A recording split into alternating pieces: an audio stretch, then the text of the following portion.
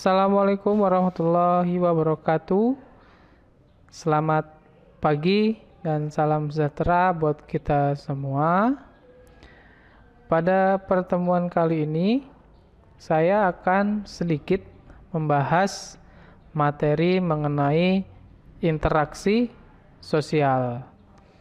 Oke, sebelum kita mempelajari interaksi sosial, sebaiknya kita harus tahu dulu di dalam interaksi sosial itu ada apa saja. Nah, yang pertama kita akan mempelajari mengenai ciri-ciri dan syarat terjadinya interaksi sosial. Yang kedua, kita mempelajari tentang bentuk-bentuk interaksi dan faktor pendorongnya. Apa saja yang bisa menyebabkan interaksi itu terjadi.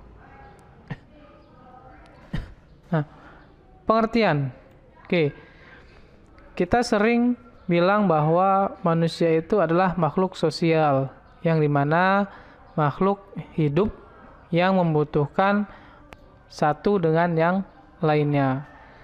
Nah, di sini menurut Gilin dalam bukunya Surjono Sukanto bahwa interaksi sosial adalah hubungan sosial yang dinamis berkaitan dengan hubungan antara individu dengan individu, kelompok dengan kelompok, atau individu dengan kelompok.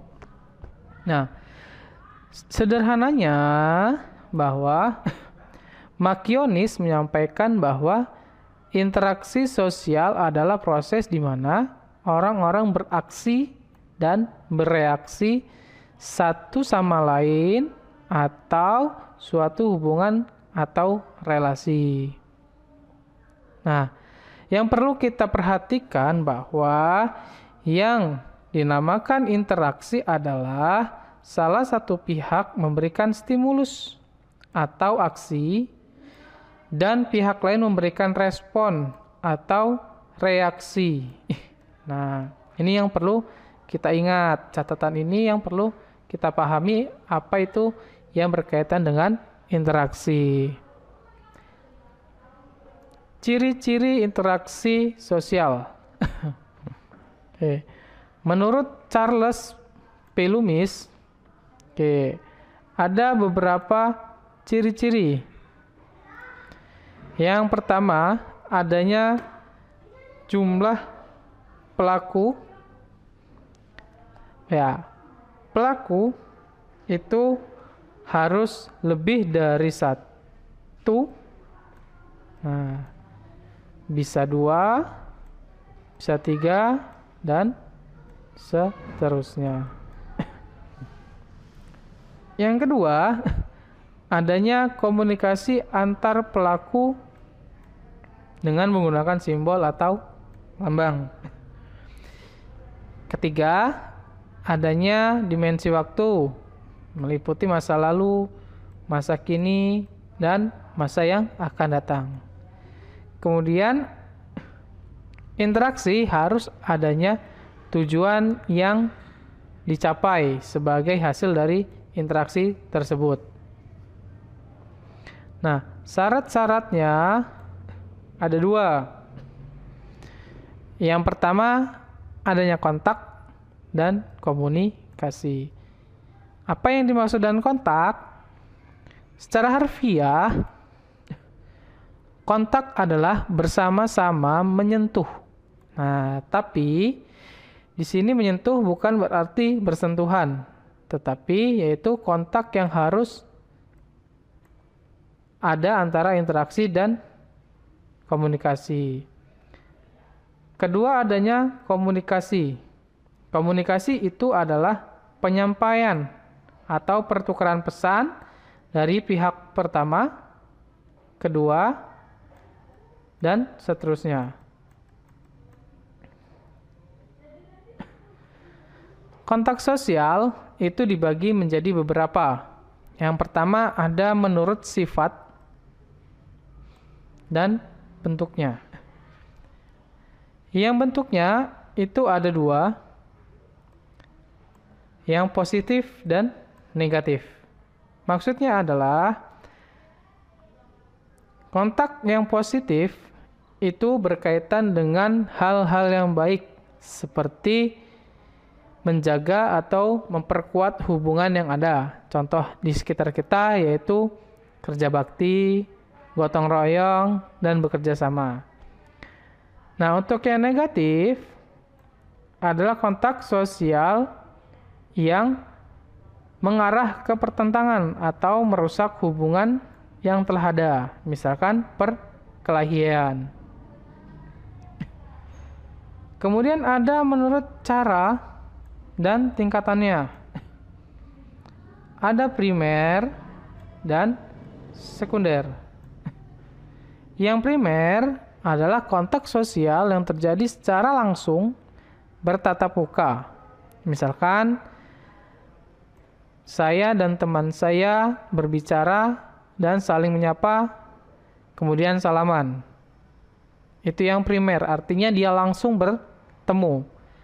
Adapun yang sekunder, kontak sosial yang terjadi antara satu dan yang lain tanpa kontak langsung. Misalkan video call atau telepon atau WA. Itu yang dengan sekunder. Jadi, menurut cara dan tingkatannya ada 2, primer dan sekunder. Sedangkan komunikasi itu ada 5. Nah, apa yang dimaksud dengan komunikasi? Komunikasi adalah kegiatan saling menafsirkan perilaku dan perasaan-perasaan yang disampaikan. Nah, ada 5 hal yang harus dilakukan jika komunikasi itu dilakukan. Yang pertama, komunikasi itu harus adanya komunikator. Komunikator adalah pihak yang menyampaikan pesan. Yang kedua, adanya komunikan, pihak yang menerima pesan. Jadi ada yang menyampaikan dan ada yang menerima pesan. Dan tentunya harus ada pesan yang disampaikan. Misalkan si A menyampaikan kepada si B harus membeli A, B, C, D. Nah, harus ada media dan efeknya apa? Nah, bentuk-bentuk interaksi sosial. Menurut Gilin dan Gilin, ada 2 bentuk-bentuk interaksi sosial. Yang pertama ada asosiatif, kemudian yang kedua ada disasosiatif. Asosiatif itu merupakan kerjasama atau proses sosial yang mengarah kepada kebaikan. Kalau disosiatif itu memisahkan. Artinya, proses ini disebut dengan proses oposisi atau cara berjuang melawan seseorang atau sekelompok orang untuk mencapai tujuan tertentu. Kita akan bahas mengenai asosiatif. Yang pertama, asosiatif kerjasama. Asosiatif kerjasama atau biasa disebut dengan corporation adalah suatu usaha bersama antar individu atau kelompok yang mencapai tujuan bersama. Nah, ada beberapa jenis kerjasama atau corporation. Yang pertama ada koalisi.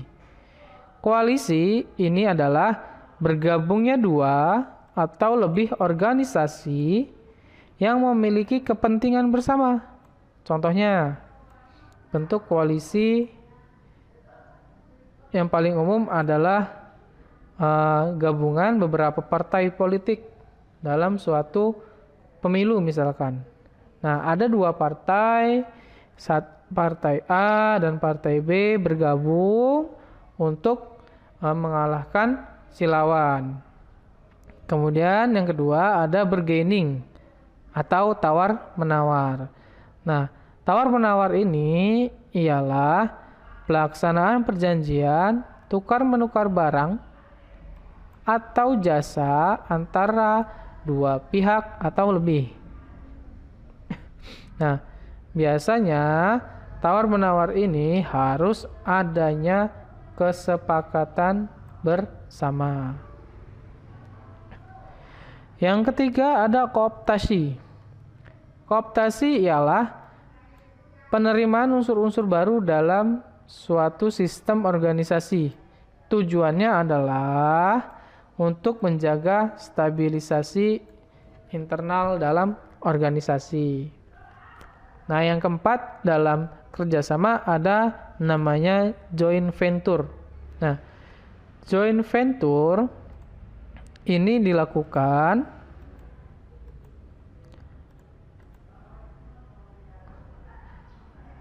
oleh perusahaan-perusahaan dalam proyek tertentu. Tujuannya apa? Untuk meningkatkan pendapatan perusahaan yang bersangkutan. Kemudian yang B, tadi yang pertama ada kerjasama, yang kedua atau yang B itu ada akomodasi. Apa akomodasi? Akomodasi adalah upaya untuk meredakan pertentangan yang terjadi dengan maksud atau tujuan mencapai keseimbangan dan mencegah membesarnya suatu pertentangan. Yang pertama ada koersi atau coercion. Nah, apa koersi ini? Ialah bentuk akomodasi yang dipaksa atau adanya paksaan. Contohnya, misalkan ada razia yang dilakukan Satpol PP untuk menertibkan pedagang kaki lima yang seringkali misalkan adanya paksaan. Yang kedua ada kompromi. Kompromi ini adalah bentuk akomodasi di mana pihak yang terlibat saling mengurangi tuntutannya. Contohnya, perjanjian antara Indonesia Malaysia tentang batas perairan. Yang ketiga ada arbitrasi. Arbitrasi ialah proses akomodasi yang mengundang pihak ketiga. Nah, nih ada kata kuncinya. Arbitrasi ialah mengundang pihak ketiga yang lebih tinggi kedudukannya. Tujuannya apa? Untuk menyelesaikan masalah. Contohnya pengadilan agama merupakan pihak ketiga dalam menyelesaikan konflik rumah tangga seperti perceraian. Yang keempat, ada bentuk namanya mediasi. Nah, mediasi hampir sama dengan arbitrasi, yaitu memunculkan pihak ketiga. Namun, pihak tiga ini hanya berperan sebagai pemberi nasihat saja, tidak memberikan keputusan.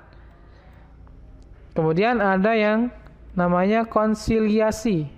Konsiliasi ini merupakan kepentingan pihak yang berselisih dan mencari penyelesaian bersama. Contohnya BK. Ada siswa yang berkelahi di kelas. Nah, terus BK turun tangan untuk mencari solusinya. Yang keenam ada toleransi. Toleransi ini adalah akomodasi secara informal. Masing-masing pihak yang bertoleransi demi pemulihan hubungan yang baik. Contohnya, ketika kita puasa yang umat muslim, kemudian umat yang lain yang tidak berpuasa itu tidak makan di sembarang tempat. Kemudian ada stalemate, yaitu upaya akomodasi dengan menyeimbangkan kekuatan pihak yang terlibat dengan berimbangnya kekuatan. Contohnya, penandatanganan kesepakatan pembatasan secara senjata nuklir antara AS atau Uni Soviet. Kemudian ke-8 ada adjudikasi, yaitu upaya akomodasi melalui pengadilan. Contohnya persengketaan tanah warisan keluarga yang diselesaikan di pengadilan. Kemudian yang C ada asimilasi dan akulturasi. Nah, asimilasi biasanya hampir tidak bisa dibedakan dengan akulturasi. Sering terkecoh antara asimilasi dan akulturasi. Nah, apa yang dimaksud dengan asimilasi? Asimilasi adalah percampuran dua budaya atau lebih dan menghasilkan budaya baru yang terbentuk benar-benar berbeda dari budaya yang sebelumnya. Contoh, cara berpakaian. Jika dulu wanita menggunakan pakaian kebaya hanya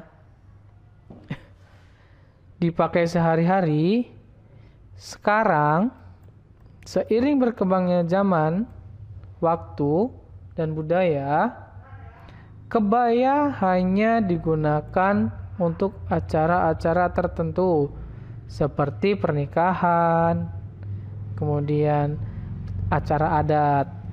Tapi untuk kesehariannya, wanita sekarang bebas menggunakan rok, kaos, celana kemeja, dan lain sebagainya. Untuk akulturasi, itu percampuran dua budaya atau lebih. Nah, ini sama. Bedanya dengan asimilasi, akulturasi itu menghasilkan budaya baru tanpa menghilangkan budaya aslinya. Contoh, seperti kalender-kalender sekarang. Kalender Islam itu menggunakan kalender namanya penanggalan Komariah Islam atau Hijriah. Sedangkan Indonesia menggunakan tahun Saka.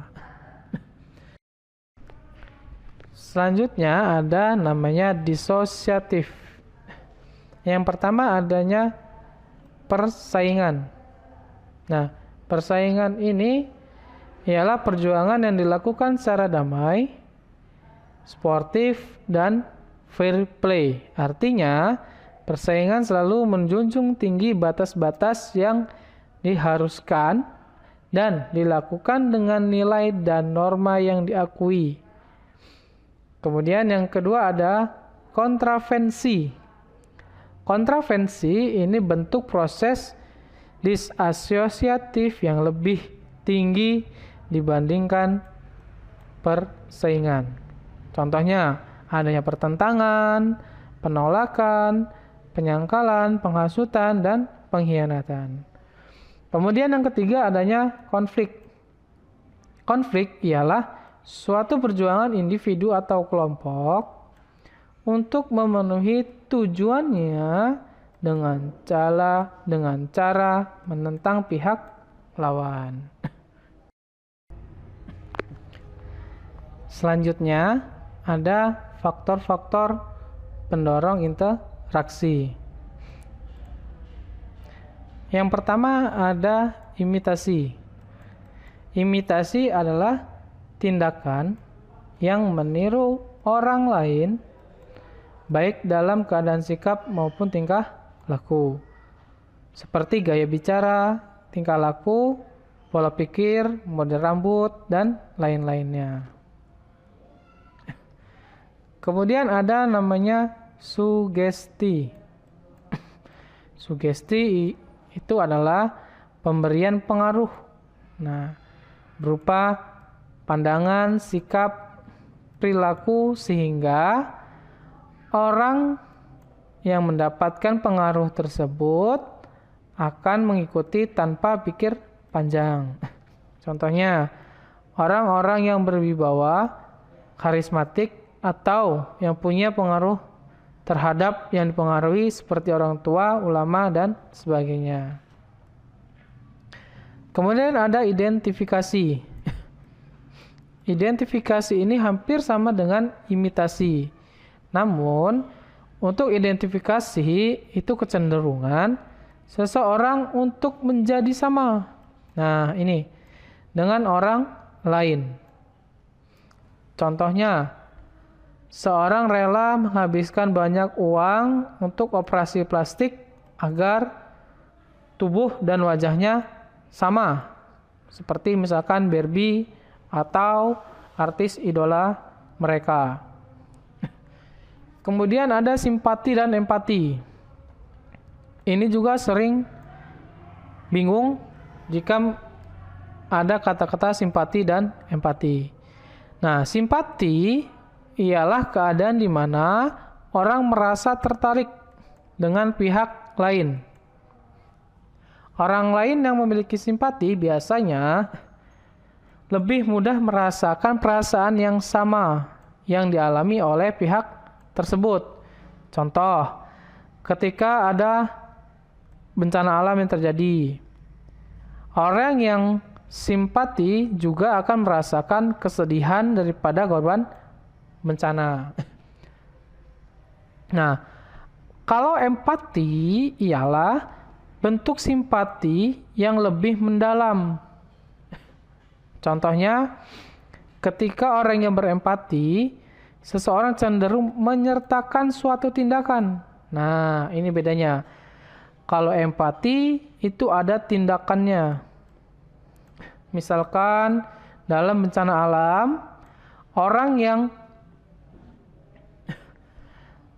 tidak terkena bencana atau orang yang berempati tadi bersedia menjadi relawan di lokasi bencana tersebut.